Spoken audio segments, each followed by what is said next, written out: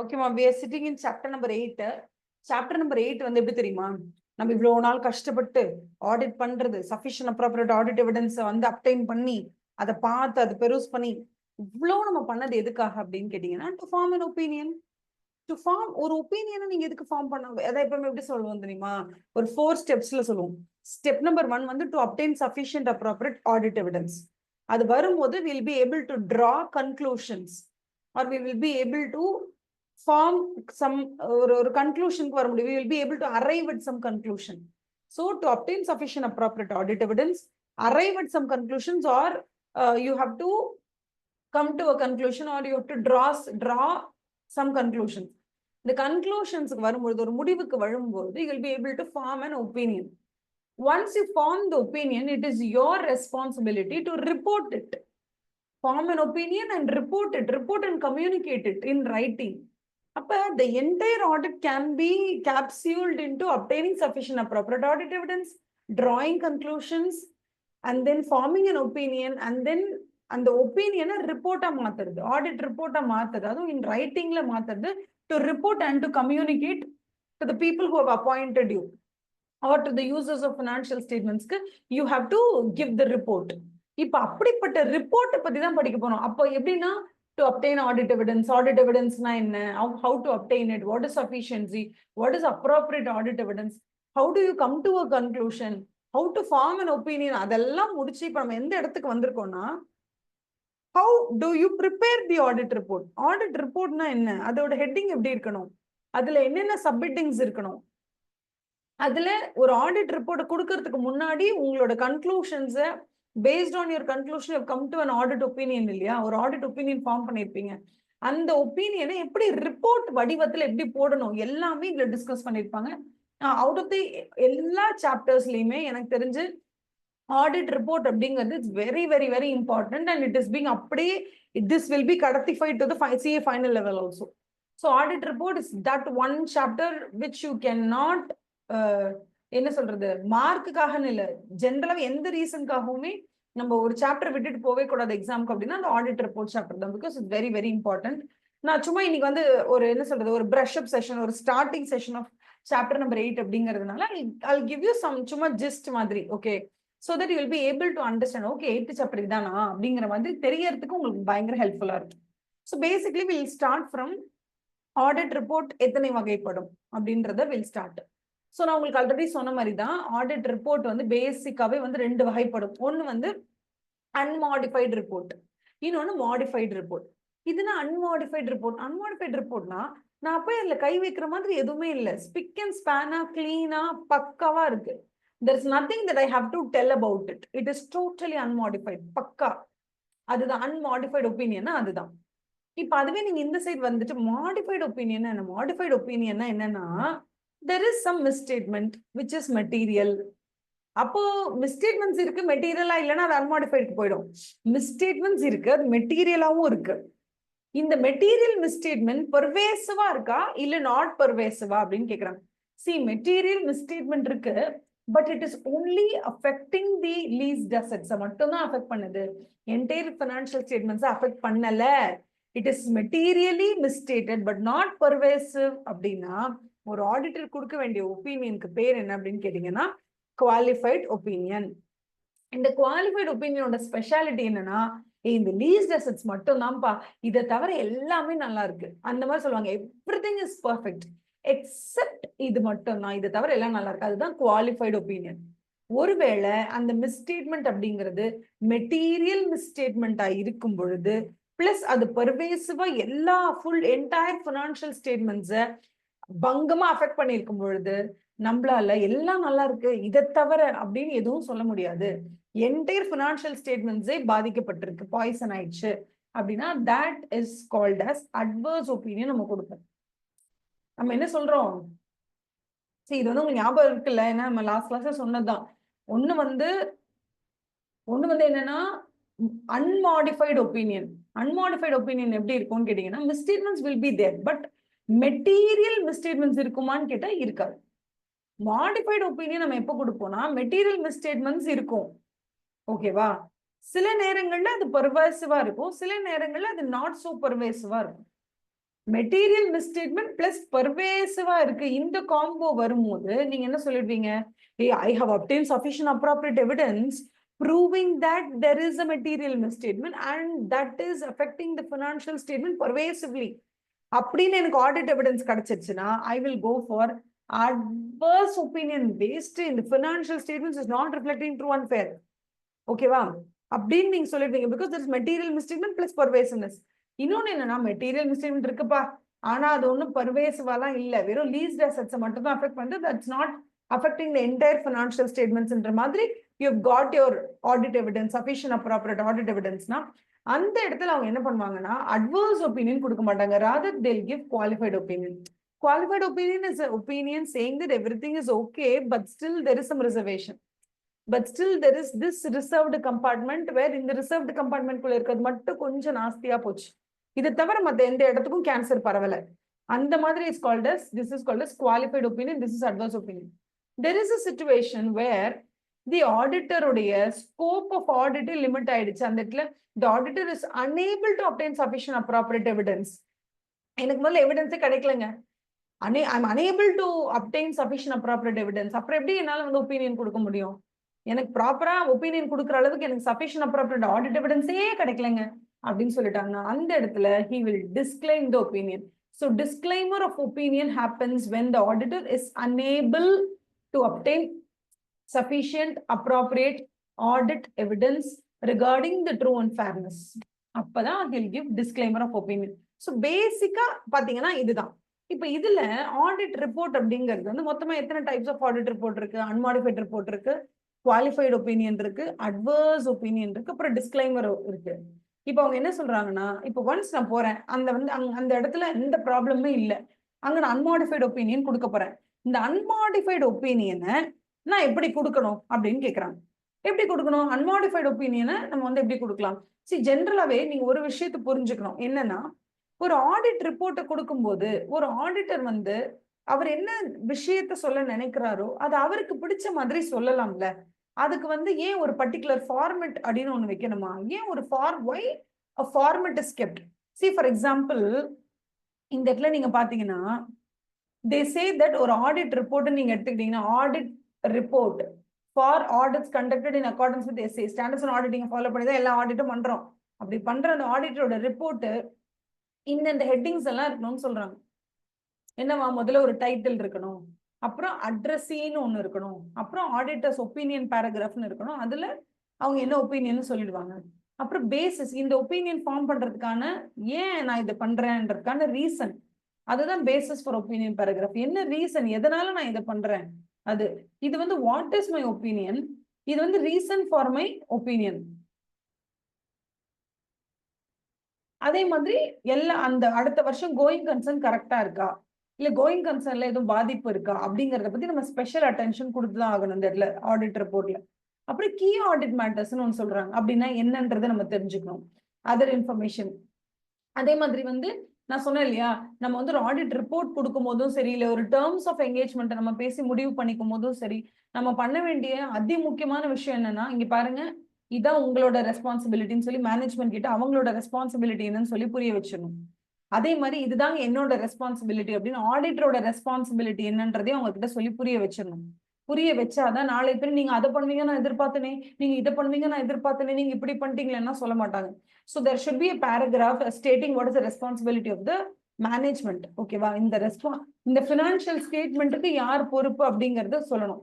அதுக்கு அடுத்தது auditors responsibility regarding the audit of financial ஸ்டேட்மெண்ட்னா ஆடிட்டுக்கு மட்டும் தாங்க பொறுப்பு, ஃபினான்ஷியல் ஸ்டேட்மெண்டோட ப்ரிப்பரேஷன் அண்ட் ப்ரெசன்டேஷனுக்கு நீங்க தான் பொறுப்புன்றதை சொல்லிடணும். அதுக்கப்புறம் லொகேஷன், சம்டைம்ஸ் என்ன ஆகும்னா ஆடிட்டருடைய ரெஸ்பான்சிபிலிட்டிஸ் ஒரு 14-15 பாயிண்ட் இருக்குன்னு வச்சுக்கோங்களேன், கம்பெனிஸ் ஆக்ட் 2013 படி. இப்போ அவங்க அந்த இடத்துல போய்ட்டு ஒரு ஆடிட் ரிப்போர்ட்டை கொடுக்கும்போது auditors responsibilities for the audit of financial statement சொல்லிட்டு ஃபுல்லா 13-14 பேராகிராஃப் இங்க கொடுக்கணும்னு அவசியம் இல்லை. அதுக்கு பதிலா to refer the auditor's responsibilities in relation to audit of financial statements, refer section this act அப்படின்னு சொல்லி அந்த ஆக்டையோ இல்ல அந்த செக்ஷன் நேமையோ கொடுத்துட்டோம்னா அழகா அங்க போய் பார்த்துப்பாங்க, வரிசை ஃபுல்லா பக்காவா இருக்கும். இதை நீங்க அப்படியும் சொல்லிடலாம், அதாவது ஆரோ மார்க்க போட்டு ஃபார் எக்ஸாம்பிள் ஹெட்டிங் என்னது auditors responsibility audit of financial statement கொடுத்துட்டு அதுக்கப்புறம் மத்த ஆடிட்டர்ஸ் ரெஸ்பான்சிபிலிட்டிஸ் வேற என்னென்னலாம் இருக்கோ எல்லாத்தையும் அந்த ஹெட்டிங்க்கு கீழே எக்ஸ்பிளைன் பண்ணணும்ன்றது இல்ல. நம்ம என்ன பண்ணலாம், ஆடிட்டர்ஸ் ரெஸ்பான்சிபிலிட்டிஸ் அழகா ஒரு ஆரோ மார்க் ஒன்று போட்டு விட்டுட்டு இந்த லொகேஷன்ல போய் இந்த ஆடியோ கால் இப்போ லிங்க் எல்லாம் கொடுத்துறாங்க, இந்த லிங்க் கிளிக் பண்ணுங்க, இந்த லிங்க்ல நீங்க போய் பாத்தீங்கன்னா எம்சிஏ வெப்சைட்ல இல்லைன்னா வந்து இன்கம் டேக்ஸோட வெப்சைட்ல இந்த ஆக்டுக்குள்ள போனீங்கன்னா இது இருக்குன்ற மாதிரி நீங்க லொகேஷன் கூட கொடுத்துக்கலாம். ஸோ அந்த location of the description of the auditors responsibilities ஒரு லிங்க் கொடுத்துடலாம். கொடுத்துட்டு இப்போ இது தவிர audit report as per SA 700ன்னு சொல்லுவோம். அதை தவிர உங்களுக்கு வேற என்ன ரிப்போர்ட்டிங் ரெஸ்பான்சிபிலிட்டிஸ் இருக்கு அப்படின்றத ஒரு பேராகிராஃப்ல கொடுப்போம். ஓகேவா? கம்பெனிஸ் ஆக்ட் 2013 படி, காரோ படி இது இருக்கு, அதுக்கு வேற என்னென்ன ரிப்போர்ட்டிங் ரெஸ்பான்சிபிலிட்டிஸ் இருக்கு அதையும் நீங்க அங்க மென்ஷன் பண்ணிட்டு ஃபைனலா உங்க சைனை போடுங்க, உங்க ஆடிட் ஃபார்மோட சீல் வைங்க, உங்களோட மெம்பர்ஷிப் நம்பரை போடுங்க, உங்களோட டிஜிட்டல் சிக்னேச்சர் ரிக்வயர்டான அந்த டிஜிட்டல் சிக்னேச்சரை போடுங்க. இதெல்லாம் முடிச்சுட்டு எந்த இடத்துல சைன் பண்றீங்களோ அந்த இடத்த போட்டு சைன் பண்ணுங்க. நாளை பின்ன ஏதோ ஒரு பிரச்சனை, ஒரு கோர்ட்டுக்கு போகணும்னா நீங்க எந்த இடத்துல சைன் பண்றீங்களோ அது ரிலேட்டடா தான் will move forward. So place of signature, அதுக்கப்புறம் ஆடிட் ரிப்போர்ட்டோட டேட், என்னைக்கு அந்த ஆடிட் ரிப்போர்ட்டை நீங்க preparation of audit report and signing of the audit report அந்த பர்டிகுலர் டேட்.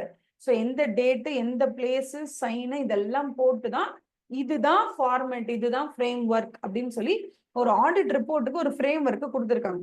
இப்ப இந்த ஃப்ரேம் ஒர்க்கை நான் உங்களுக்கு சொன்னதுக்கான மெயின் காரணம் என்ன அப்படின்னு கேட்டீங்கன்னா, ஒரு ஆடிட்டர் ஆடிட் பண்றாரு, சஃபிஷியன்ட் அப்ராப்ரியேட் ஆடிட் எவிடன்ஸ் அவர் கலெக்ட் பண்றாரு, கலெக்ட் பண்ணி கன்க்ளூஷனுக்கு வராரு, he is drawing some conclusion and based on the drawn up conclusion he is forming an opinion and that opinion he wants to exhibit as a report.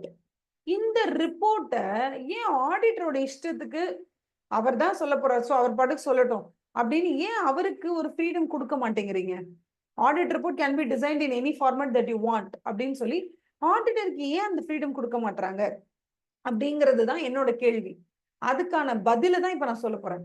So பேசிக்கா when it comes to audit ரிப்போர்ட்ல நம்மகிட்ட சொல்றாங்க, audit report இந்த format தான் பண்ணுமா, S A 700 நீங்க வந்து suppose அன்மாடிஃபைட் report கொடுக்குறீங்கன்னா S A 700 தான் ஃபாலோ பண்ணணும், மாடிஃபைட் ரிப்போர்ட் கொடுக்குறீங்கன்னா நீங்க குவாலிஃபைடு இல்லைன்னா வந்து adverse report, disclaimer of opinion, அப்ப இந்த மாதிரி ஃபார்மேட்.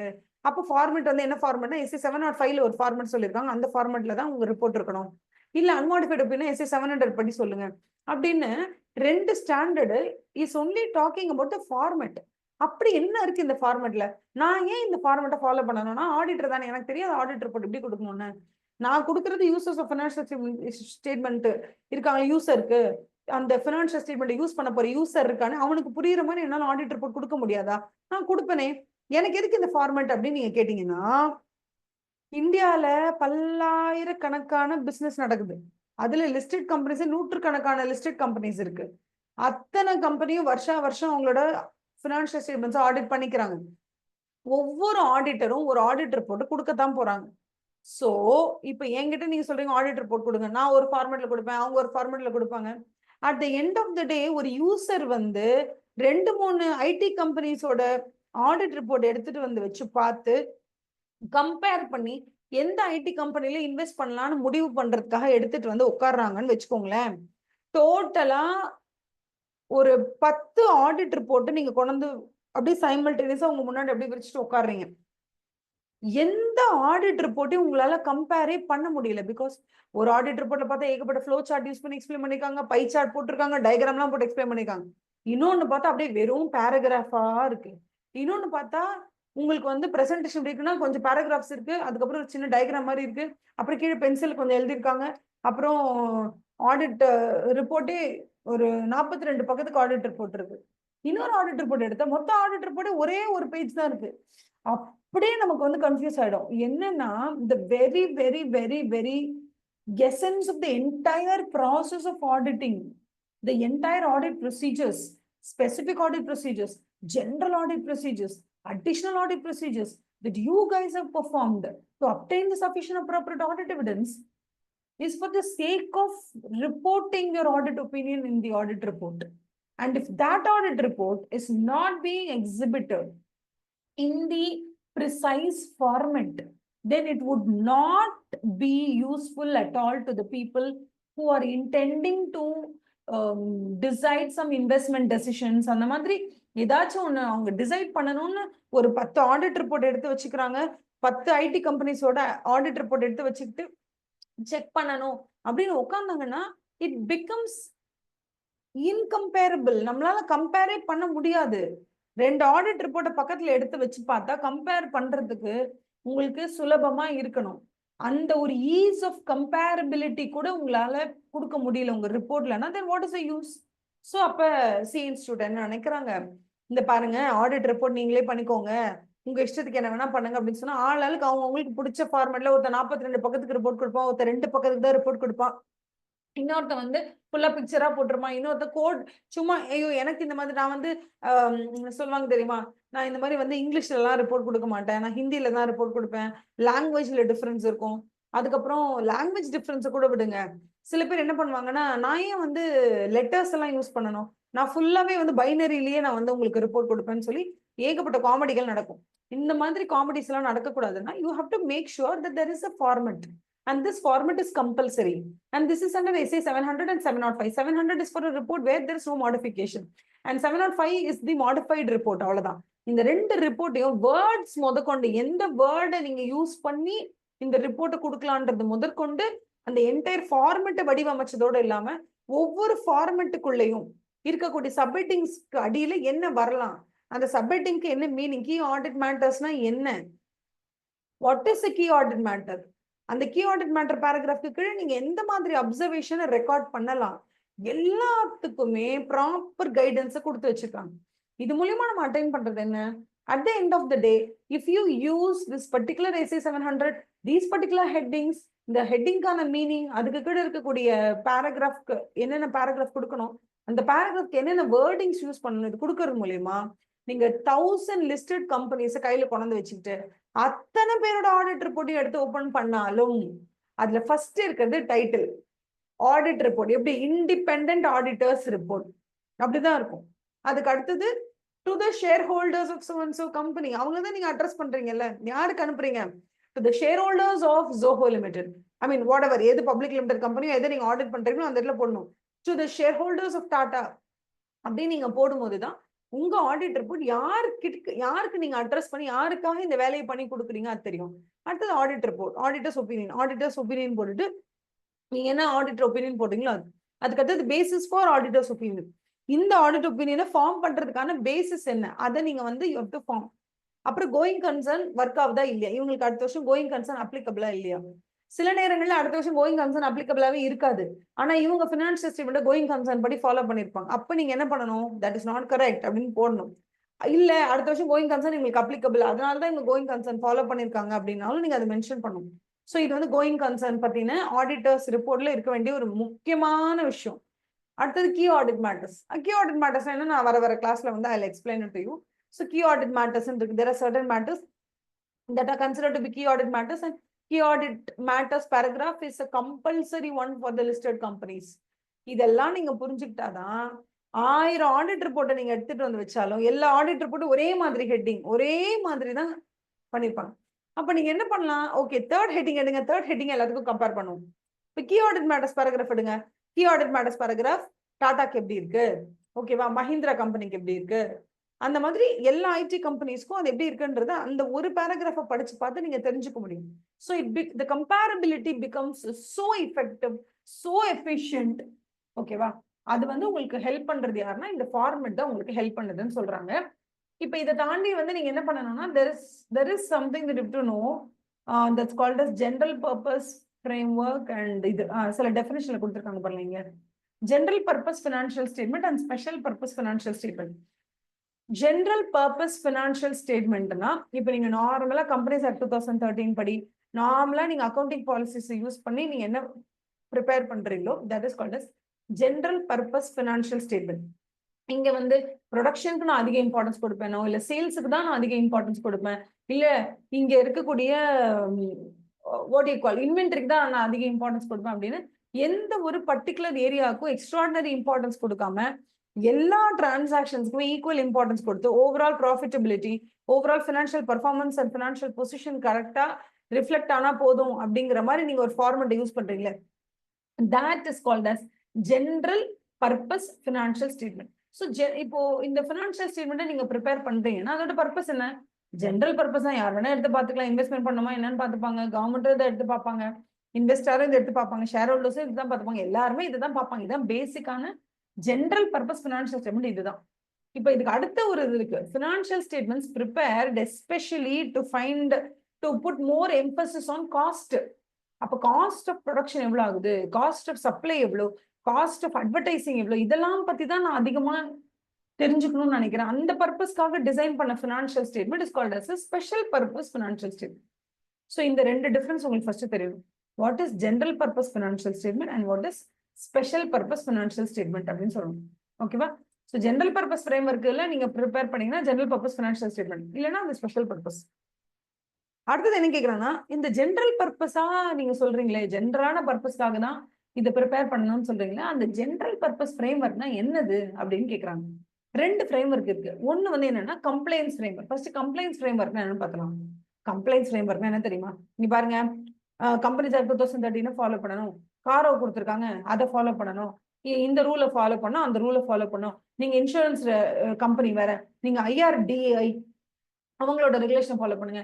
நீங்க ஒரு பேங்கிங் ஆக்ட், நீங்க வந்து ஒரு பேங்க், அதனால நீங்க என்ன பண்ணணும், SBI ஆக்ட ஃபாலோ பண்ணுங்க, இல்ல பேங்கிங் ரெகுலேஷன் ஆக்ட ஃபாலோ பண்ணுங்க, இல்ல RBIயோட சர்க்குலர்லாம் நீங்க ஃபாலோ பண்ணணும் அப்படின்னு ஒரு கம்பெனி, அந்த கம்பெனி பேங்க் கம்பெனியா இருந்தாலும் சரி, இன்சூரன்ஸ் இருந்தாலும் சரி, எந்த கம்பெனியா இருந்தாலும் அந்த கம்பெனி எந்தெந்த ரூல்ஸ் அண்ட் ரெகுலேஷன்ஸை ஃபாலோ பண்ண கடமைப்பட்டிருக்கோ அந்த எல்லா ரூல்ஸ் அண்ட் ரெகுலேஷன்ஸை அப்படியே ஃபாலோ பண்ணி அப்படியே நீங்க உங்களோட ஃபினான்ஷியல் ஸ்டேட்மெண்ட்ஸை ப்ரெசென்ட் பண்றீங்கன்னா that is called as compliance framework, because you have complied with all the rules, regulations, provisions, clauses, subclauses, proviso எல்லாத்தையும் ஃபாலோ பண்ணி அவங்க என்ன சொல்றாங்களோ அதை அப்படியே நீங்க அக்னாலேஜ் பண்றீங்க. எல்லாமே பக்காவா அவங்க என்ன சொல்றாங்களோ எல்லாத்தையும் அப்படியே ஃபாலோ பண்ணி அதுக்கேற்ற மாதிரி தான் நீங்க ஃபினான்ஷியல் ஸ்டேட்மெண்ட்ஸே ப்ரெசென்ட் பண்ணியிருக்கீங்க அப்படின்னா that is called as compliance framework. புரியுதா? இப்ப கம்ப்ளைன்ஸ் ஃப்ரேம் ஒர்க் புரிஞ்சுக்கிட்டீங்கல்ல. இப்போ கம்ப்ளைன்ஸ் ஃப்ரேம் ஒர்க்ல அவங்க என்ன சொல்றாங்க, ஃபார் எக்ஸாம்பிள் இன்வென்ட்ரி நீங்க போடும்போது இன்வென்ட்ரியில வந்து இந்த மாதிரி போட்டுட்டு கீழே டிஃப்ரெண்ட் டைப்ஸ் ஆஃப் இன்வென்ட்ரி என்னென்ன இருக்கு, பிளஸ் இதெல்லாம் போடுங்கன்னு சொல்லிட்டு ஒரு 3 ரிக்வயர்மெண்ட் மட்டும் அடிஷனல் டிஸ்க்ளோஷர் கொடுத்துருக்காங்கன்னு வச்சுக்கோங்களேன். இப்போ ஆடிட்டருக்கு இல்ல அந்த மேனேஜ்மெண்ட்டுக்கு என்ன ஃபீல் ஆகுதுன்னா, இந்த 3 விஷயத்த மட்டும் டிஸ்க்ளோஸ் பண்ணா போதாதுப்பா, இன்வென்ட்ரி மெஜாரிட்டி வந்து இம்போர்ட்டட் தான், ஸோ நம்ம வாங்கி நம்ம குடோன்ல வச்சிருக்கோம், நம்மகிட்ட கோல்ட் செயின் ஃபெசிலிட்டி இல்லை. அப்ப நம்மளோட இன்வென்ட்ரி எல்லாமே வெளியில ஒரு ஆள் கிட்ட தான், நம்ம தேர்ட் பார்ட்டி கிட்ட தான் கொடுத்து பத்திரமா வச்சிருக்கோம். அதுவும் பாதிக்கு மேல நம்ம இம்போர்ட் பண்ணது கஸ்டம்ஸ் வேற ஹவுஸ்லயே மாட்டிட்டு இருக்கு, இந்த பேமெண்ட் டியூட்டி பே பண்ணி எடுத்துட்டு வர முடியாததுனால. ஸோ இவ்வளோ இடர்பாடுகளுக்கு நடுவில் தான் நம்ம இன்வென்ட்ரி மெயின்டைன் பண்ணோம். அப்படிங்கிறதுனால நார்மலா அவங்க கொடுத்துருக்காங்க இதை 3 டிஸ்க்ளோஸ் பண்ண, ஆனா இதையும் தாண்டி ஒரு 4-5 டிஸ்க்ளோஷர் நம்ம பண்ண வேண்டியது இருக்கு. இந்த 4-5 டிஸ்க்ளோஷரை நம்ம பண்ணாதான் உண்மை நிலவரத்தை அந்த பினான்சியல் ஸ்டேட்மெண்ட்டை படிக்கிறவங்களால புரிஞ்சுக்க முடியும். என்னதான் வந்து கம்பெனிஸ் ஆக்ட் 2013 இந்த 3 விஷயத்தை டிஸ்க்ளோஸ் பண்ணுன்னு கொடுத்திருந்தாலும் அதை தாண்டி எக்ஸ்ட்ரா ஒரு 3-4 இன்ஃபர்மேஷனை நம்ம வந்து என்ன பண்ணணும், டிஸ்க்ளோஷரா கொடுக்கணும்ப்பா. கொடுக்கலன்னு வச்சுக்கோங்களேன், இந்த பினான்சியல் ஸ்டேட்மெண்ட்டை படிக்கிற ஒரு users of the financial statement குழம்பிடுவாங்க, அப்புறம் தப்பா முடிவெடுக்க கூட வாய்ப்பு இருக்கு. அதனால உண்மை நிலவரத்தை ஒரு ஃபேரான ஒரு understanding about the financial statements வேணும்னா நம்ம அடிஷனல் டிஸ்க்ளோஷர்ஸ் பண்றது அவசியம் அப்படின்னு சொல்லி நீங்க ரூல்ஸ் அண்ட் ரெகுலேஷன்ஸ்ல என்ன கொடுத்துருக்கோ அதை மட்டும் பண்ணாம அதையும் தாண்டி புனிதமானது மாதிரி அதையும் தாண்டி எக்ஸ்ட்ரா டிஸ்க்ளோஷர்ஸ், எக்ஸ்ட்ரா அக்கௌண்டிங் ட்ரீட்மெண்ட்டை நீங்க பண்ணிருந்தீங்கன்னா that is called as fair presentation framework. சில நேரத்துல அவங்க சொல்றது 3 டிஸ்க்ளோஷரா இருக்கும், ஆனா நீங்க கொடுக்கணும்னு நினைக்கிறது 5 டிஸ்க்ளோஷரா இருக்கும். அப்படி இருந்தாலும் இது பேர் ஃபேர் பிரசன்டேஷன் ஃப்ரேம்வொர்க் தான். சில நேரத்துல அவங்க ஜென்ரலா என்ன சொல்லுவாங்க, இந்த 3 ரூலை ஃபாலோ பண்ணுங்கன்னு சொல்லுவாங்க. ஆனா கொடுக்கப்பட்டிருக்கிற சூழ்நிலைக்கும் நம்ம பிசினஸினுடைய பேக்ரவுண்டுக்கும் இந்த இடத்துல 3 டிஸ்க்ளோஷர் கொடுக்கணுங்கிறது அவசியம் இல்லைன்னு நமக்கு தோணும். இன்னொன்னு, இவங்க இந்த பர்டிகுலர் அக்கௌண்டிங் பாலிசி தான் ஃபாலோ பண்ணணும்னு சொல்றாங்க. பட் ஸ்டில் நம்ம நேச்சர் ஆஃப் பிசினஸ்க்கு நம்ம அப்படியே அவங்க என்ன சொல்றாங்களோ அதை ஃபாலோ பண்ணா நமக்கு ஃபேர் பிரசன்டேஷன் கிடைக்காது. நமக்கு ப்ராப்பரான பிரசன்டேஷன் கிடைக்கணும்னா நம்ம கண்டிப்பா அவங்க என்னதான் ஒரு பர்டிகுலர் பாலிசியை ஃபாலோ பண்ண சொன்னாலும் அந்த பாலிசில இருந்து நம்ம கொஞ்சம் டீவியேட் பண்ண வேண்டிய கட்டாயத்துல நம்ம இருக்கோம். அதனால அவங்க சொல்றது அப்படியே ஃபாலோ பண்ணணும் இல்லை, அதை விட பெட்டர் பிரசன்டேஷனுக்காக நீங்க வேற ஏதாவது ஒரு மெத்தடை ஃபாலோ பண்ணாலும் அதுக்கு பேரும் ஃபேர் பிரசன்டேஷன் ஃப்ரேம் ஒர்க் தான். ஸோ கம்ப்ளைண்ட்ஸ் வந்து உள்ளபடி என்ன சொல்றாங்களோ அதை அப்படியே ஃபாலோ பண்ணா கம்ப்ளைண்ட்ஸ், அதை மட்டும் ஃபாலோ பண்ணாம அதோட சேர்த்து அடிஷனல் டிஸ்க்ளோஷர்ஸ் கொடுக்கும் பொழுதோ இல்ல அவங்க கேட்கிற டிஸ்க்ளோஷர்ஸ் கொடுக்காம விட்டுட்டு வேற மாதிரி அதை ப்ரெசென்ட் பண்ணும் பொழுதோ that comes under fair presentation framework. ஓகேவா? fair presentation framework which means disclosures beyond the framework அதுவும் சில டைம் பண்ணுவீங்க. சில நேரம் you will depart from a requirement of the framework. frameworkல என்ன சொல்லிருப்பாங்க, நீங்க இப்படிதான் இன்வென்டரி அக்கவுண்ட் பண்ணணும்னு சொல்லிருப்பாங்க. sometimes that is not possible for the fishery department. fishery departmentல இன்வென்டரி அக்கவுண்ட் பண்ணும்போது நம்ம லைவ் ஃபிஷ் வந்து நம்ம விற்கக்கூடிய ஒரு கம்பெனியா இருப்போம். அந்த இடத்துல இன்வென்டரி கவுண்டிங்க்கு நீங்க போய் உள்ள உட்கார முடியாது. பிகாஸ் அந்த இடத்துல வந்து people are not allowed without proper suits எல்லாம் போட்டு கரெக்டா தான் உள்ள போகணும். அந்த ப்ரொடெக்ஷன் சூட் எல்லாம் போட்டு தான் உள்ள போகணும். பிகாஸ் அங்க இருக்கிற ஃபுல்லாவே வந்து எக்ஸ்போர்ட் குவாலிட்டியில இருக்கக்கூடிய fishes and all the sea food. அதை நீங்க போய் செக் பண்ணணும்னா கூட உங்களுக்கு யூ டோன்ட் ஹேவ் தட் அந்த ஃபிஷ்ஷோட வேல்யூ. சி சம்டைம்ஸ் நம்மகிட்ட கொண்டு வந்து காமிப்பாங்க, this is called as some tuna fish. இந்த டியூனா ஃபிஷ் இவ்வளவு ரேட்டுன்னு சொல்லுவாங்க. நமக்கு போய் பார்க்கும்போது அந்த டியூனா ஃபிஷ்ஷோட குவாலிட்டி நமக்கு பார்க்குற அளவுக்கு நமக்கு தெரியும். ஸோ நம்ம எக்ஸ்பர்ட்டை கூட்டிட்டு போவோம். ஸோ அந்த மாதிரி இருக்கும்போது இன்வென்ட்ரினா இப்படிதான் எடுக்கணும்னு ஒரு செட் ஆஃப் ரூல்ஸ் இருக்குன்னா அந்த மாதிரி நம்மளால எடுக்க முடியல. அதை தவிர நம்ம வேற ஏதோ ஒரு மெத்தட் யூஸ் பண்றோம். பிகாஸ் இந்த இடத்துல இருக்கக்கூடிய இன்வென்ட்ரிங்கிறது ரொம்ப டிஃப்ரெண்ட். மற்ற இன்வென்ட்ரி மாதிரி நார்மல் கிடையாது. இதெல்லாம் லைவான சீ ஃபுட்டு. இது எப்படி நம்ம மற்ற மெத்தட்ஸ் மாதிரி பண்ண முடியும்? இதுக்கு நம்ம ஏதாவது ஸ்பெஷல் மெத்தட் தான் ஃபாலோ பண்ணோம். Do that, no problem. Even if you want to depart from a particular requirement of the general purpose financial framework, you can depart to achieve the fair presentation framework அப்படின்னு சொல்றாங்க. ஓகேவா? Do you understand this?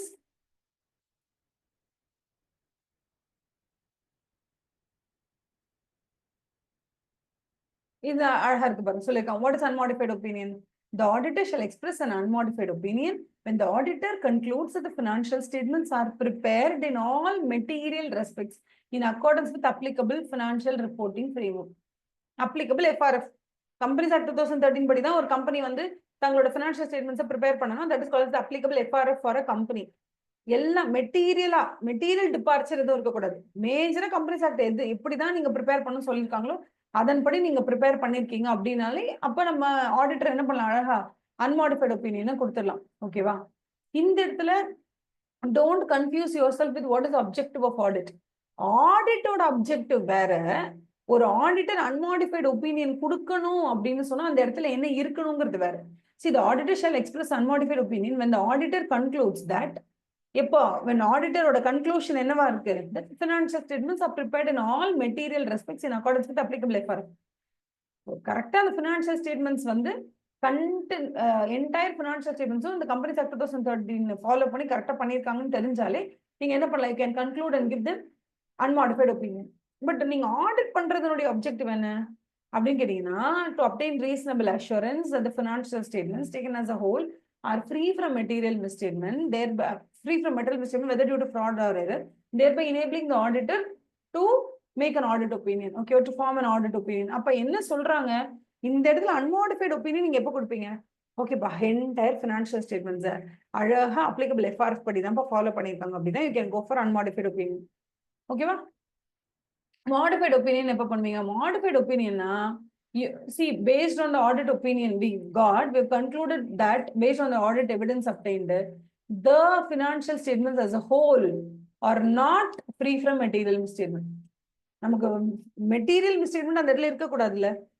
It should be free from material misstatement. அப்பதான் unmodified opinion கொடுக்க முடியும்.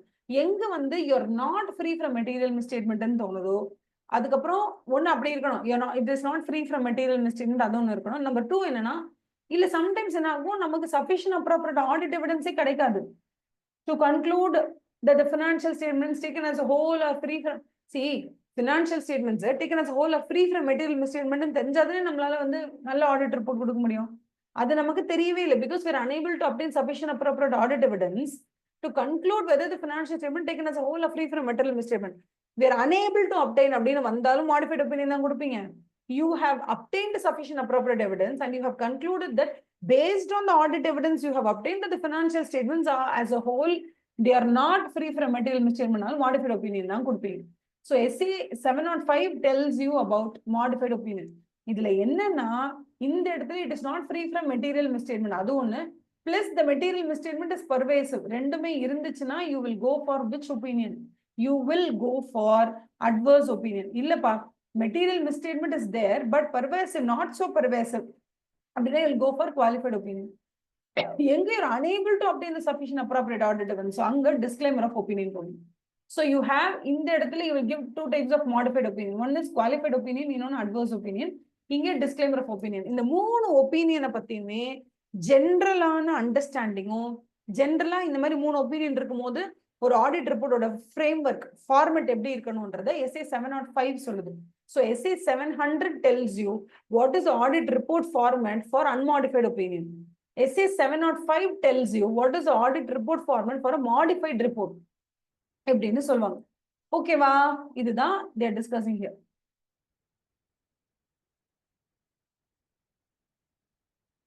இதுல ஒவ்வொரு ஹெட்டிங்குமே நமக்கு clear கட்டா explain பண்ணுவாங்க.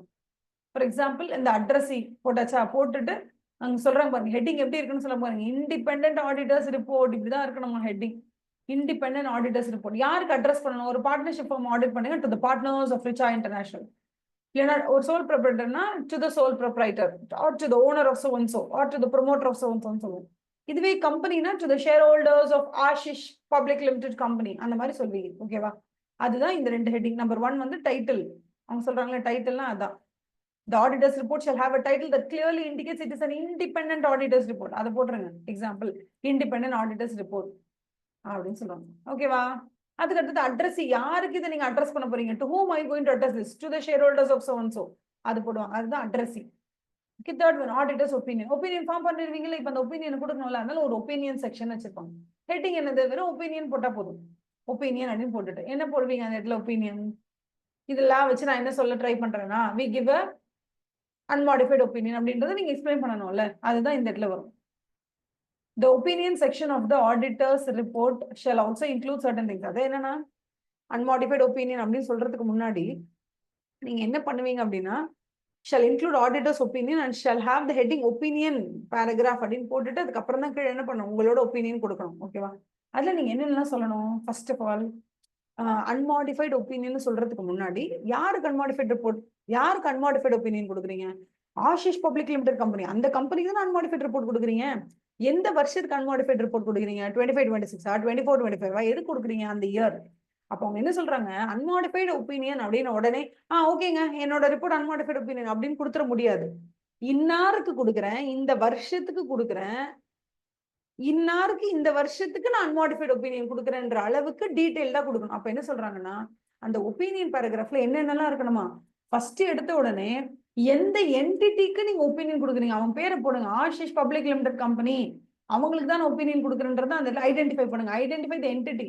நம்பர் 2, அந்த பேராகிராஃப்ல நீங்க இதான் என்னோட ஒப்பீனியன் சொல்றதுக்கு முன்னாடி ஒரு விஷயத்தை சொல்லுங்க. That the entire financial statements of 24-25 or 25-26 have been audited. நான் ஆடிட் பண்ணி தான் ஒப்பீனியன் சொல்றேன். சும்மாலாம் வந்து நான் படிச்சேன், நானும் சிஏ முடிச்சிட்டேன், அதனால நான் யாரை பத்தி வேணா என்ன வேணா சொல்லலாம்னு வந்து சொல்லல.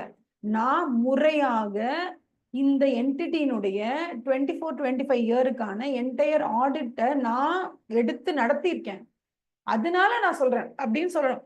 அப்ப state that the financial statements have been audited.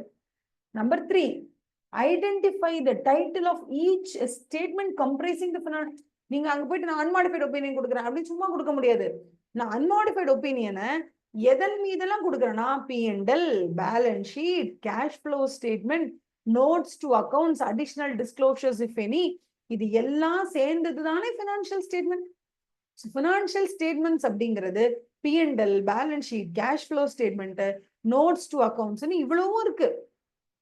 இந்த இவ்வளவுக்கும் சேர்த்துதான் நான் என்ன பண்றேன், ஆடிட் ஒப்பீனியனை கொடுத்திருக்கேன் அப்படின்னு சொல்லுங்க. So identify the title of each statement comprising the financial statement.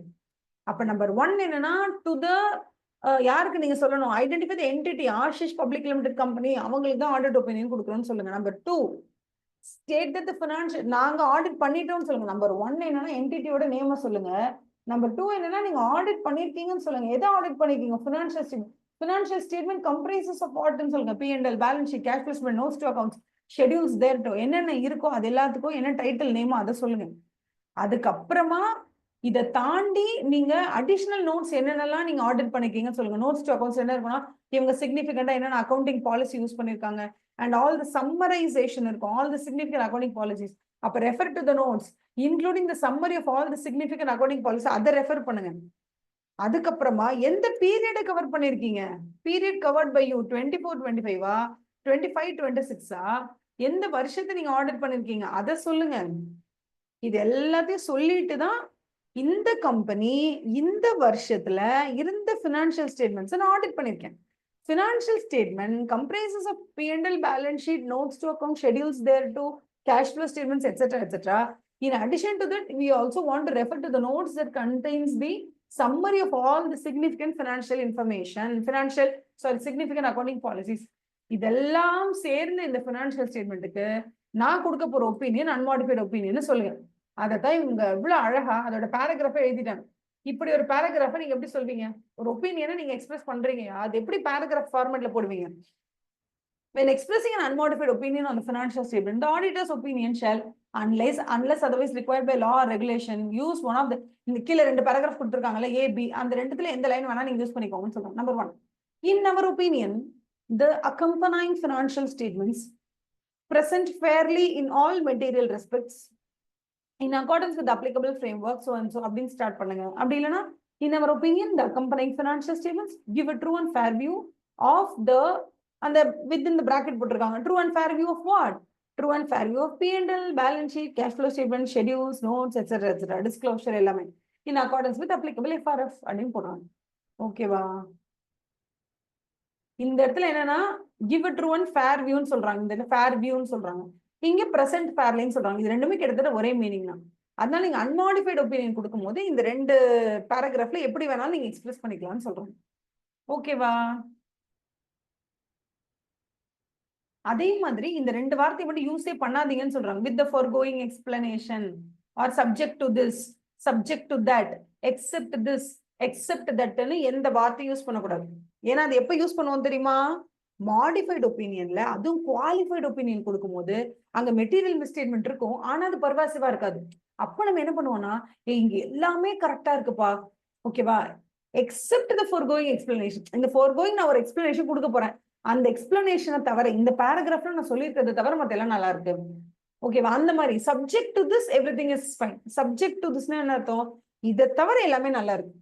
Everything is good except, everything is good but, all but, அந்த பட் அதுக்கப்புறம் அந்த subject to with the foregoing explanation இதை தவிர, அதாவது என்னன்னா everything is fine subject to இந்த மட்டும் swimming pool இருக்கு, இங்க மட்டும் கேர்ஃபுல்லா இருங்க, மத்ததெல்லாம் okay. Everything is fine with the foregoing explanation, இந்த எக்ஸ்பிளனேஷன் தவிர மத்தெல்லாம் கரெக்டா இருக்கு. அந்த மாதிரி வார்த்தை மட்டும் அன்மாடிஃபைட் ஒப்பீனியன்ல யூஸ் பண்ணக்கூடாது. அது எங்க யூஸ் பண்ணணும்னா குவாலிஃபைட் ஒப்பீனியன்ல தான் யூஸ் பண்ணணும். எவ்ரிதிங் இஸ் குட் இதை தவிர. அப்ப இது மட்டும் தான் மிஸ்டேக் அப்படின்னு நம்ம சொல்லும் போதுதான் இந்த மாதிரி with the foregoing explanation, subject to so and so, அது மாதிரி இருக்கும்போது அது என்ன ஆயிடுதுன்னா கண்டிஷனல் ஒப்பீனியன் ஆயிடும். கண்டிஷனல் ஒப்பீனியன் என்னது? Everything is good, everything is good except on condition that, அது கண்டிஷனல் ஒப்பீனியன் ஆயிடும். அதனால நம்ம என்ன பண்ண மாட்டோம்னா, ஒரு அன்மாடிஃபைட் ஒப்பீனியன் கொடுக்கும்போது அந்த இடத்துல ஒரு கண்டிஷனலா நம்ம ஒண்ணு கொடுக்குற மாதிரியான ஒரு ஒரு அவுட்லுக்கு கொண்டு வர மாட்டோம் அப்படின்னு சொல்லுங்க. ஓகேவா? இது இந்த 2 வேர்டை யூஸே பண்ணக்கூடாது அப்படின்னு சொல்றாங்க. இந்த ஒப்பீனியன் பேராகிராஃப் அழகா எழுதிருக்காங்க பாருங்க. மேல சொன்னது எல்லாம் வந்துரும் பாருங்க. we have audited, அந்த எது போட்டாங்களா, என்னது, that the financial statements have audited, அந்த வார்த்தையை சொல்லணும்ல. Number 1, we have audited. what have you audited? the financial statements of யாரோட entity name போடு, நம்ம சொல்ற entity பேரை போடு, எந்த வருஷம் போடுங்கப்பா, எந்த இயர்ன்னு போடுங்க.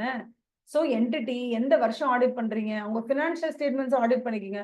Financial statement comprises of what? P&L, balance sheet, notes to the financial statements, including the summary of accounting policy and other explanatory information. இது எல்லாத்தையும் சேர்ந்ததுதான் அந்த பேலன்ஸ் ஷீட், சேர்ந்ததுதான் financial information. அது ரிங்ஸ்டன் உடையது, ரிங்ஸ்டன் லிமிடெட் உடையது. இந்த வருஷத்தை அவங்க ஆடிட் பண்ணிருக்காங்க, நாங்க ஆடிட் பண்ணிருக்கோம். இந்த எல்லாத்தையும் போட்டுட்டு தான் நீங்க ஒப்பீனியன் கொடுக்கணும். அப்ப ஒப்பீனியன் என்ன சொல்றது? in our opinion under the best of our information according to the explanations given to us, the aforesaid financial information, give the information required by the act in the manner so required and give a true and fair view in conformity with accounting principles generally accepted in India of the state of affairs of the company as on 2022 and the P&L for the year ending on that day. ஓகேவா? ஹவா, இதுதான் important in our opinion. என்னென்னலாம் cover ஆயிருக்கு, என்ன இது P&L, balance sheet cover பண்ணியிருந்தா balance sheet, இல்ல நான் வெறும் ப்ராஃபிட் அண்ட் லாஸ் ஸ்டேட்மெண்ட் அதை பத்தி மட்டும் தான் ஒப்பீனியன் கொடுக்குறேன்னா அது மட்டும். அந்த மாதிரி you have to take most of the time P&L balance sheet எல்லாமே தான் இருக்கும். ஓகேவா?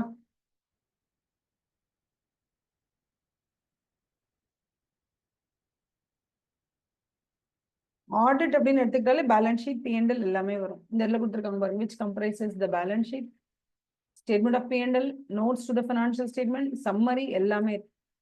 Do you have any doubt until this? இது வரைக்கும் உங்களுக்கு எதாவது டவுட் இருக்கா?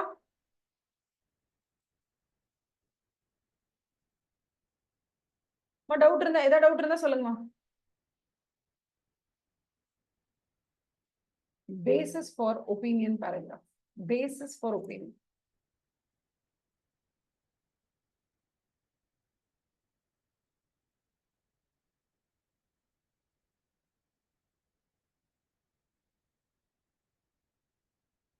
So basis for opinion paragraph கொடுக்கும்போது நாங்க இந்த மாதிரி ஒப்பீனியன் கொடுக்கிறதுக்கு பேசிஸ் என்னன்னா, நான் என்னோட ஆடிட்டை ஸ்டாண்டர்ட்ஸ் அண்ட் ஆடிட்டிங் படி செஞ்சிருக்கேன். இதெல்லாம் மேனேஜ்மெண்ட் ரெஸ்பான்சிபிலிட்டி, இதெல்லாம் ஆடிட்டரோட ரெஸ்பான்சிபிலிட்டி. இந்த இந்த கள நிலவரத்தினுடைய அடிப்படையில தான் நான் இந்த ஒப்பீனியனை கொடுத்துருக்கேன் அப்படிங்கிற பேசிஸை நீங்க கொடுக்கணும். இதான் நான் இந்த ஒப்பீனியன் கொடுக்குறேன்னா அதுக்கு பேசிஸ் வந்து இதுதான்.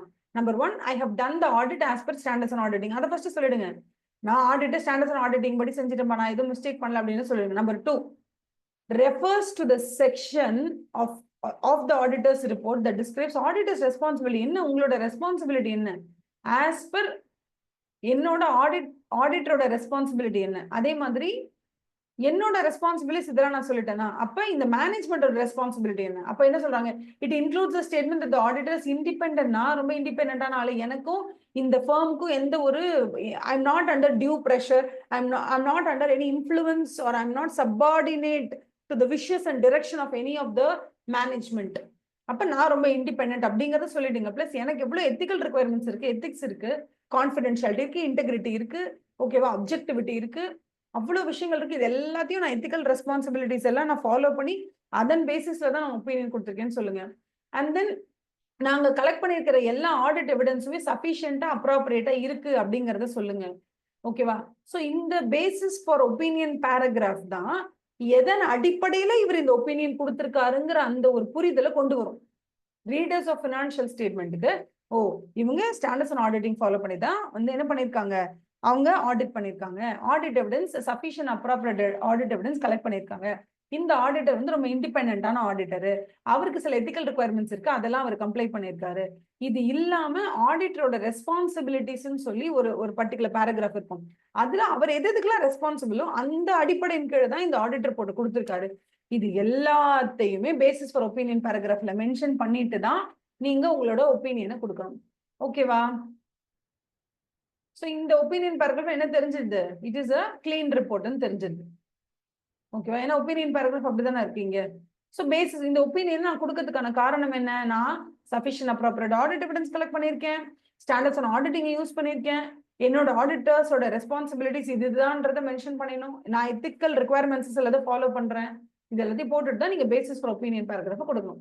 இங்க they have given you an example of basis for opinion paragraph. We conducted our audit in accordance with the essay specified under section 143 subsection 10 of the Companies Act. Our responsibilities under those standards are further described in the auditor's responsibilities for the audit of financial statements section of our report. நாங்க auditors responsibility சொல்லிட்டு ஒரு paragraph கொடுத்துருக்கோம். அந்த இடத்துல எங்களோட entire responsibility அங்க mention பண்ணிக்கோ, நீங்க அங்க போய் பாத்துக்கோங்க. we are independent, நாங்க யாருக்கும் யாருடைய விஷஸ்க்கும் டிரெக்ஷன்ஸ்க்கும் சபார்டினேட் கிடையாது, we are not influenced by anybodyன்றது சொல்லிடுங்க. we are independent of the company. Code of ethics issue by the institute அனுப்பிச்சதுபடி நாங்க எல்லாமே கோட் ஆஃப் எத்திக்ஸ் எல்லாம் ஃபாலோ பண்றோம். And together with ethical requirements that is relevant under section companies ஆக்ட்லயும் rules சொன்ன மாதிரி அந்த எத்திக்ஸையும் நாங்க ஃபாலோ பண்றோம். ஓகேவா? we believe that the audit evidence we have obtained is sufficient appropriate. இதுதான் இந்த பேசிஸ்ல தான் மேலே ஃபர்ஸ்ட் ஒப்பீனியன் பேராகிராஃப்ல நீங்க ஒரு ஒப்பீனியன் கொடுத்துருக்கீங்கன்னா அதை எந்த பேசிஸ்ல கொடுத்துருக்கீங்கன்னு நீங்க கேக்குறாங்க. எந்த பேசிஸ்ல நான் எத்திக்ஸை ஃபாலோ பண்றேன், the institute ethics, companies act 2013ல சொன்ன எத்திக்ஸ், இது எல்லாத்தையும் நான் ஃபாலோ பண்றேன், நான் ஒரு இண்டிபெண்டன்ட் ஆடிட்டர், அதுக்கப்புறம் நான் ஸ்டாண்டர்ட்ஸ் அண்ட் ஆடிட்டிங்கை ஃபாலோ பண்ணி தான் நான் இந்த ஒப்பீனியனுக்கு வந்திருக்கேன், அதுக்கப்புறம் நான் அங்க கலெக்ட் பண்ண ஆடிட் எவிடன்ஸ் சஃபிஷியன்ட் அப்ராப்ரியேட், இது எல்லாத்தையும் நீங்க சொல்லணும். இதுதான் வந்து இந்த பேராகிராஃபோட இம்பார்ட்டன்ஸ். அதுக்கப்புறம் அடுத்த பேராகிராஃப் என்ன சொல்றாங்க, கோயிங் கன்சர்ன். ஒரு கம்பெனி அவங்களோட ஃபினான்ஷியல் ஸ்டேட்மெண்ட்ஸ் கோயிங் கன்சர்ன் அசம்ஷனை யூஸ் பண்ணி தான் ஃபாலோ பண்ணிருக்காங்க, ப்ரிப்பேர் பண்ணிருக்காங்கன்னா அவங்க அந்த கோயிங் கன்சர்ன் அசம்ஷனை யூஸ் பண்ணி அந்த ஃபினான்ஷியல் ஸ்டேட்மெண்ட்ஸை பிரசென்ட் பண்ணி இருக்கிற அந்த மேட்டர் வந்து கரெக்டா தப்பா, whether going concern assumption is appropriate for the entity to follow or not. If it is appropriate and they are following, it's fine. If it is not appropriate, but still they are following going concern for the presentation of financial statement, then it is a wrong thing. They should not do it. அது கரெக்டா இல்லையான்னு பார்த்துட்டு நம்ம சொல்லுவோம். அதுதான் going concern paragraph. So I think பேசிக்கா உங்களுக்கு வந்து ஒரு அண்டர்ஸ்டாண்டிங் கிடைச்சிருக்கும். ஓகே, இதுதான் ஆடிட் ரிப்போர்ட், இதை பத்தி தான் நம்ம வந்து இந்த என்டையர் சாப்டர்ல பேச போறோம்ன்ற அளவுக்கு ஒரு முன்னோட்டம் உங்களுக்கு கிடைச்சிருக்கும். ஸோ நாளைக்கு நம்ம வந்து என்ன பண்ணலாம் அப்படின்னா, இந்த ஆடிட் ரிப்போர்ட்டை வந்து ஃபுல்லா எடுத்த உடனே ஓகே என்னென்ன ஹெட்டிங்ஸ், என்ன இம்பார்ட்டன்ட் பாயிண்ட்ஸ் அப்படிங்கிற மாதிரி tomorrow we will get into this entire 8th chapter. Mostly modified opinion first வந்து அன்மாடிஃபைட் ஒப்பீனியனை முடிச்சிட்டீங்கன்னா அதுக்கப்புறம் மாடிஃபைட் ஒப்பீனியனுக்கு போகும்போது ஓகே என்னென்ன சேஞ்சஸ் இருக்கு அப்படிங்கிற மாதிரி நம்ம படிச்சுக்கிட்டோம்னா it will be very very very easy. Actually ரொம்ப இன்ட்ரெஸ்டிங்கா இருக்கும் when it comes to இந்த மாடிஃபைட் ஒப்பீனியன், அன்மாடிஃபைட் ஒப்பீனியன், இந்த எஸ்எஸ் இங்கே கொடுத்துருப்பாங்க பாருங்க என்னென்ன. இதை மட்டும் நம்ம டிஸ்கஸ் பண்ணி will finish the session today. So number 1 they are giving you essay 700. What is 700? நான் சொன்ன மாதிரி 700 is all about forming an opinion and reporting. Unmodified audit opinion இந்த essay 700 நீங்க வச்சுக்கலாம். ஓகேவா? Number 2 essay 705 என்னன்னா, if there is any modifications what would you do? Independent auditors reportல if there is any modifications, அந்த modification பண்ணும்போது audit ரிப்போர்ட்ல என்னென்ன மாதிரி words எல்லாம் மாத்தி நீங்க எப்படி பிரசன்ட் பண்ணணும் அந்த ஃபார்மேட்டை உங்களுக்கு சொல்லி கொடுப்பாங்க. மாடிஃபிகேஷன்ஸ் டு தி ஒப்பீனியன் இந்த இண்டிபெண்டன்ட் ஆடிட்டர்ஸ் ரிப்போர்ட். அதுக்கு அடுத்து என்ன சொல்றாங்கன்னா, நான் சொன்னேன் தெரியுமா, கீ ஆடிட் மேட்டர்ஸ் பேராகிராஃப்னு ஒன்று இருக்கு. இந்த கீ ஆடிட் மேட்டர்ஸ் பேராகிராஃப் வந்து ஆல் த லிஸ்டட் கம்பெனிஸ்க்கு கேஏஎம் பேராகிராஃப் வந்து வெரி கம்பல்சரின்னு சொன்னல. அவங்க என்ன சொல்றாங்கன்னா, எஸ்ஐ 701ன்னு ஒரு ஸ்டாண்டர்டை வச்சு அந்த ஸ்டாண்டர்ட்ல கீ ஆடிட் மேட்டர்னா என்னங்கிறத டிஃபைன் பண்ணி எக்ஸ்பிளைன் பண்ணி அது ஏன் லிஸ்டட் கம்பெனிஸ்க்கு ரொம்ப இம்பார்ட்டன்ட் அப்படிங்கிற வரைக்கும் அவங்க எக்ஸ்பிளைன் பண்ணிருக்காங்க. இது எஸ்ஐ 701. அதுக்கு அடுத்தது இன்னும் 2 பேராகிராஃப் இருக்கு. ஒன்னு என்னன்னா emphasis of matter paragraph and other matter paragraph. emphasis of matter paragraph என்னன்னா, ஒரு accounting that is financial statements, P&L, balance sheet இதுல கண்டெய்ன் ஆயிருக்கிற ஒரு விஷயம் தான், ஒன்றும் பெரிய விஷயம் இல்லை. நார்மலா P&L பேலன்ஸ் ஷீட்ல இல்ல நோட்ஸ் டு அக்கௌண்ட்ஸ்லயோ இல்ல டிஸ்க்ளோஷர்லயோ ஆல்ரெடி அவங்க சொன்ன ஒரு விஷயம் தான். ஆனாலும் அந்த விஷயம் ரொம்ப இம்பார்ட்டன்ட்னு ஆடிட்டருக்கு தோணுது. அதாவது ஒரு கம்பெனியை பத்தி ஒரு என்டிட்டியோடைய அந்த வருஷத்தினுடைய ஃபினான்ஷியல் ஸ்டேட்மெண்ட்ஸ்னுடைய ரிசல்ட்ஸை புரிஞ்சுக்கிறதுக்கான ஒரு அடிப்படையான ஒரு விஷயம் என்னன்னா, அந்த என்டையர் ஃபினான்ஷியல் ஸ்டேட்மெண்ட்ஸை புரிஞ்சுக்கிறதுக்கு ரொம்ப கீ மேட்டர் என்னன்னா, இந்த கீயான ஒரு விஷயம் என்னன்னா இந்த 2 டிஸ்க்ளோஷர் கவனிக்கிறது.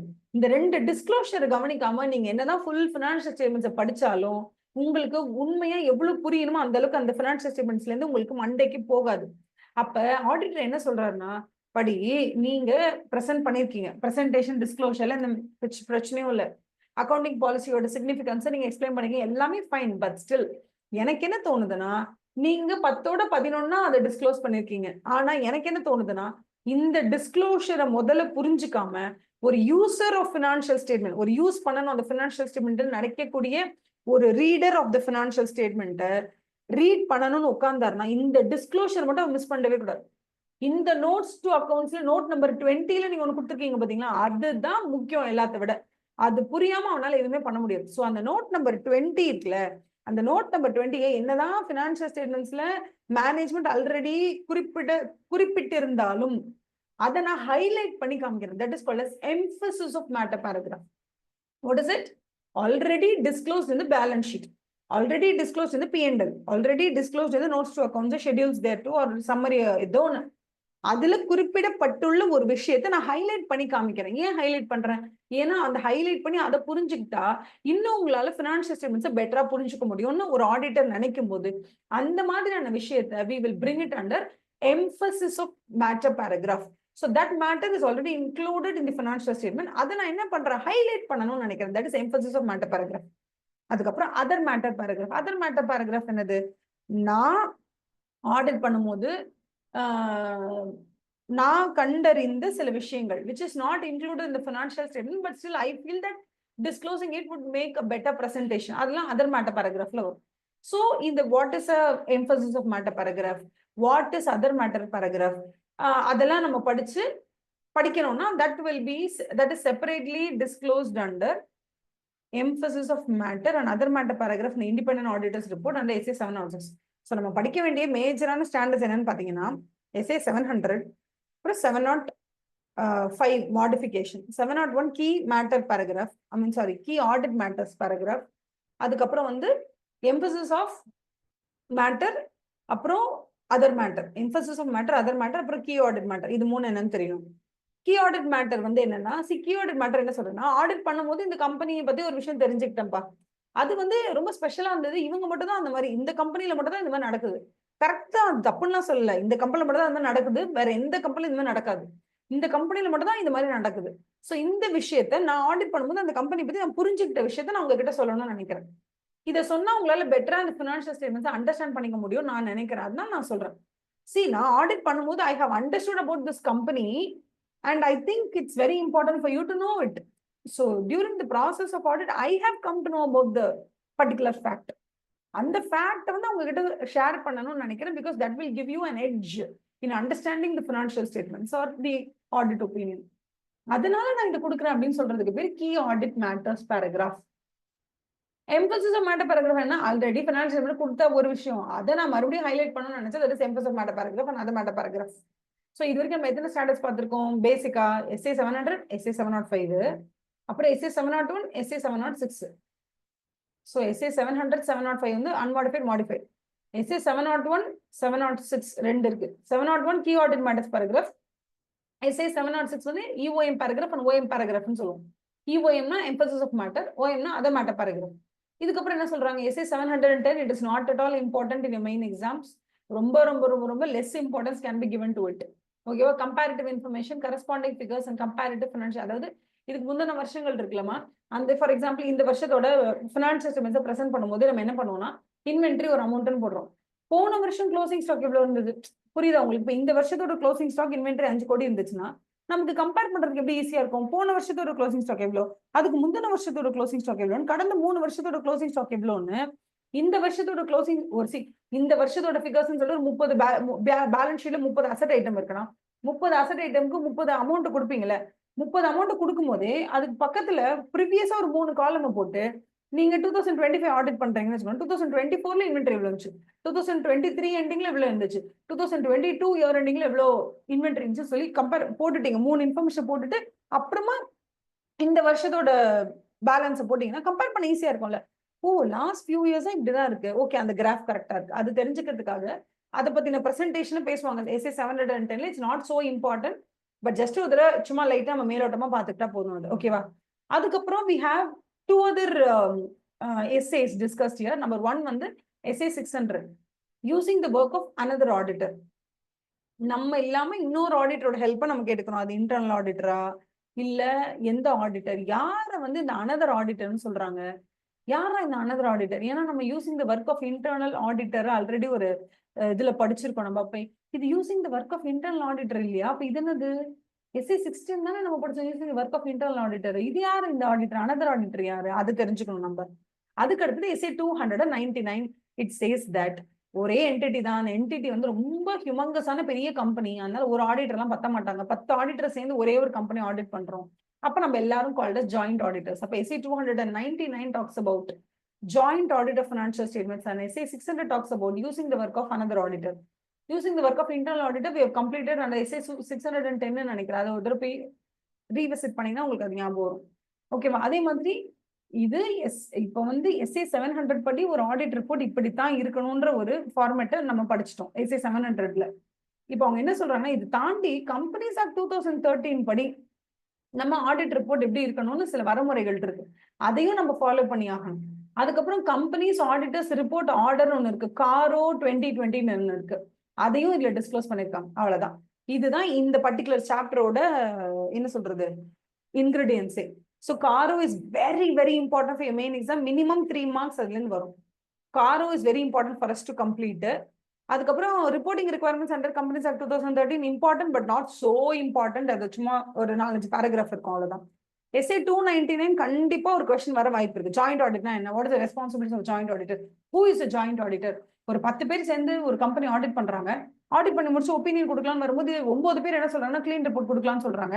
ஒரே ஒருத்தர் மட்டும் என்ன சொல்றாரு, கிளீன் ரிப்போர்ட்லாம் கிடையாது, அதெல்லாம் செல்லாது, நான் வந்து மாடிஃபைட் ரிப்போர்ட் தான் கொடுப்பேன்னு சொல்றாங்க. இப்போ என்ன பண்றது? 9 பேர் கிளீன் ரிப்போர்ட் கொடுக்கணுங்கிறதுனால எல்லாரும் சேர்ந்து கிளீன் ரிப்போர்ட் கொடுக்கணுமா? மெஜாரிட்டி ஓட் வின் பண்ணுமா இல்ல இந்த ஒருத்தர் வந்து சொல்றாரு நான் மாடிஃபைட் ரிப்போர்ட் கொடுக்கணும் அப்படிங்கறதுனால இந்த ஒருத்தர் என்ன பண்ண 9 மெம்பர்ஸ் வந்து கிளீன் ரிப்போர்ட் சொல்றாங்க, நீ என்ன ஒருத்தர் மட்டும் மாடிஃபைட் ஆலாம் கிடையாது, நீங்க கிளீன் தான் கொடுக்கணும், நம்ம அவங்களை கம்பல் பண்ணுவோமா இல்ல அவர் தனியா ரிப்போர்ட் கொடுக்கலாமான்னு கேட்டா அவர் தனியா ரிப்போர்ட் கொடுக்கலாம். Is also an auditor. அவருக்கு ஒதுக்கப்பட்டிருக்கிறது வந்து பர்ச்சேசஸ் நீ பாத்துக்கோன்னு சொல்லியிருப்பாங்க. ஸோ பர்ச்சேசஸ்ல ஏகப்பட்ட கோளாறுகள் இருக்கலாம், அதை அவர் பார்த்திருக்கலாம். So he has obtained sufficient appropriate audit evidence telling that the purchases has material misstatement that is pervasively affecting the entire financial statements. அவர் வந்து ஒரு modified opinion கொடுக்கணும் அவர் நினைச்சிருக்கலாம். So he can give modified opinion even though all the other 9 joint auditors says that no clean report னு அவங்களா சொன்னா கூட இவர் அடம் பிடிச்சு செப்பரேட்டா இவர் ஆடிட் ரிப்போர்ட்டை கொடுக்கலாம். இதெல்லாம் எதுல டிஸ்கஸ் பண்ணிப்பாங்க SA 299. SA 600ல என்ன பண்ணுவாங்கன்னா using the work of another auditor. இந்த அனதர் ஆடிட்டர் யார் அப்படின்னு கேட்டீங்கன்னா ஹெட் ஆஃபீஸ் இருக்கும்பா. ஹெட் ஆஃபீஸ்க்கு ஒரு ஆடிட்டர் இருப்பாங்க. பிரான்ச் ஆஃபீஸர்ஸ் சொல்லிட்டு ஒரு 10 பிரான்ச் இருக்கும். ஒரு பிரான்ச்க்கு ஒரு ஆடிட்டர் அப்பாயிண்ட் பண்ணிடுவாங்க. இந்த 10 பிரான்ச் ஆடிட்டர் என்ன பண்ணுவாங்கன்னா அந்தந்த பிரான்ச் ஆடிட் பண்ணி ஒரு ரிப்போர்ட்டை கொடுப்பாங்க. அவங்க அந்த பிரான்ச் ஆடிட்டர் பண்ண அந்த ஆடிட் ஒர்க் இருக்குல்ல அதை டிபெண்ட் பண்ணி அவங்களோட ரிப்போர்ட்டை பேஸ் பண்ணி இவர் ஆடிட் ரிப்போர்ட் கொடுப்பார் ஹெட் ஆஃபீஸ்க்கு. அப்ப இது என்ன ஆயிடுதுன்னா relying on the work of another auditor who is not the principal auditor. Principal auditor நான் தான், head office ஓட auditor principal auditor நான் தான். He is just another auditor. He is just another branch ஓட auditor. அவரோட ரிப்போர்ட்டை நான் base பண்ணி அதை வச்சு நான் என்னோட ரிப்போர்ட்டை கொடுக்கறதுனால how much should I place my reliance on that another auditor. அதை பத்தி பேசுறது SA 600. இதை தவிர SA 710 என்ன கேட்டா வந்து don't give much importance to SA 710. I would say don't give much importance to 710. Spending time on 710 is waste. அப்படியே question வந்தாலும் ரொம்ப பேசிக்கா நான் ஒரு 5-6 லைன் சொல்லி தரேன். அது மட்டும் அப்படியே படிச்சுட்டு ப்ரெசென்ட் பண்ணாலே போதும் நம்ம மார்க்குக்கு. நம்ம கவனிக்க வேண்டியது key audit matters paragraph, SA 705 modification, SA 706 வந்து EOM paragraph and other matter paragraph, அப்புறம் SA 700, SA 700, SA 705, SA 701, SA 706, அதுக்கப்புறம் SA 600, SA 299. இத்தனை ஸ்டாண்டர்ட்ஸ் இருக்கு இதுல. இதெல்லாம் தான் நம்ம ஒண்ணு ஒண்ணா அப்படியே கவனிச்சு படிக்கணும். ஓகேவா? சோ நாளைக்கு வந்து கிளாஸ் வந்து கொஞ்சம் ஸ்டாண்டர்டா, இன்னும் கொஞ்சம் ஸ்டாண்டர்டா, இன்னும் கொஞ்சம் ஸ்பீடா அப்படி இருக்கும். அதனால கொஞ்சம் அதுக்கேற்ற மாதிரி இன்னைக்கு படிச்ச வரைக்கும் நல்லா ப்ரிப்பேர் பண்ணிட்டு வந்துட்டீங்கன்னா நாளைக்கு ஆடிட் ரிப்போர்ட் கிளாஸ் அட்டென்ட் பண்ணும்போது ரொம்ப ஜாலியா இருக்கும். ஓகேவா? All the best. Can we finish today session?